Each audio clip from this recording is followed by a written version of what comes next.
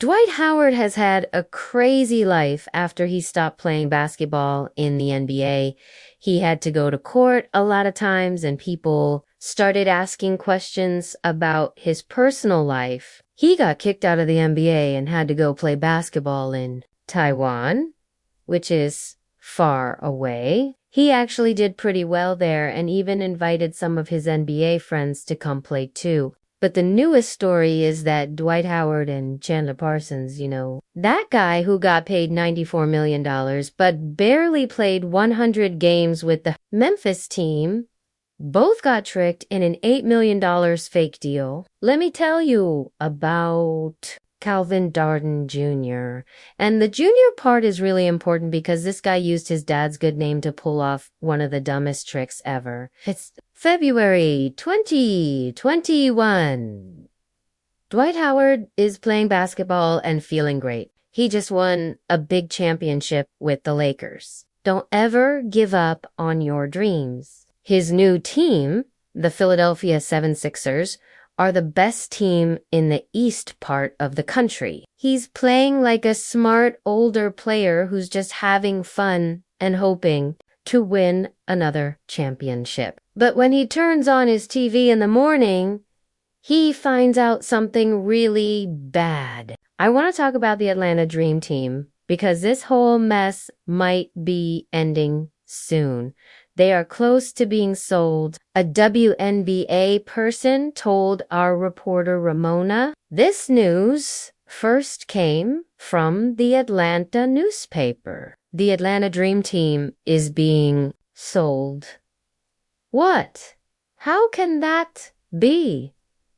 And honestly, who even cares? Well, you see, just a few months before this, Dwight's helper, Charles Brosco, came to him with a cool idea. He said he knew this guy, Calvin Darden, who was putting together money from lots of people to buy the Atlanta Dream Team. It sounded perfect. Dwight could be a part owner of a basketball team. The Women's Basketball League was getting bigger and he could make lots of money, plus the guy organizing everything. Calvin Darden was a really good businessman for many years. Everyone trusted him completely. This guy started working at UPS, delivering packages, and worked really hard to become successful. He even became a board member for big companies like Target, Aramark, and Cardinal Health. Darden said that other famous people putting money into this deal were Tyler Perry, Issa, Naomi Osaka, and big companies like Aflook and Starbucks. All Howard had to do was send a few $1 million to be part of it. So Dwight Howard sent $7 million. The only problem was that the whole deal was fake.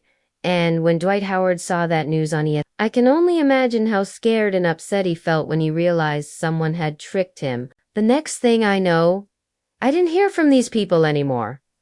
They started disappearing, and then I looked online. Well, it was breaking news. They said that some other people had bought the Atlanta Dream, and they took the money, and I hardly never heard from them. The conversations got less and less and less from my helper. What really happened is that Dwight Howard sent millions of dollars to a fake company that Calvin Darden Jr., the son of Calvin Darden, was running. Darden Jr. right away went on a crazy shopping trip. He bought a $3.7 million house, a Rolls-Royce car, a Lamborghini car, a Porsche car, fancy boat paintings, and all kinds of expensive stuff. And it was all for himself. What a terrible way to find out you've been tricked. ESPN tells everyone that the team you've been putting money into and waiting to buy has been bought by completely different people who have nothing to do with you. It's almost like when sports players find out they've been kicked off their team, but way worse. Oh, I guess, yes, they did. They must have cut me. Now, a quick internet search could have helped Dwight Howard figure things out. Calvin Darden Jr. has been caught doing bad things not once, but twice. In 2005, Calvin played the same trick. He pretended to be his dad and got millions of dollars from people who wanted to invest. This time it was for a fake house buying plan. Then he tried to hide from the police when they came to get him. He went to jail for that in 2015. He did it again. This time he sold tickets to people for big events like the Super Bowl and Floyd Mayweather boxing matches, but the tickets were totally fake. He got sent to jail the second time for 4 to 9 years. I can't find the exact dates, but it looks like Darden Jr. got out of jail and then right away started tricking people again. This has to be the stupidest way to get tricked by a guy who has a criminal record you can find on Google. A guy who says, "Hey, these other famous people are putting money in, so you should too." This is the problem with athletes who make lots of money. They get so many offers for deals, investments, and endorsements that it's hard to know what's real and what's fake. At some point, you just have to trust the people around you, and that's where Dwight Howard made his mistake. His friend and helper sold him out.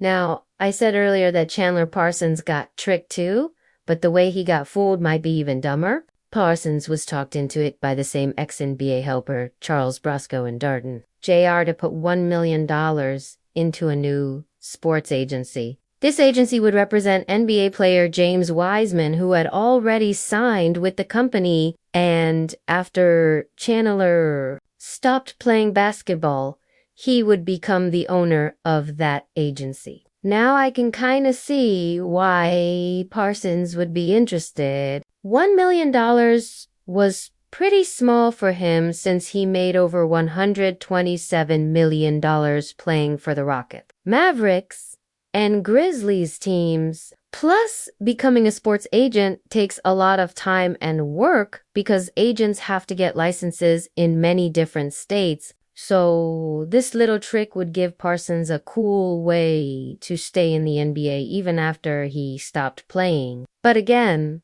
it was all fake. Brasco and Darden Jr. made up fake papers that said Wiseman signed with them and right away spent the $1 million on cars, clothes, and watches.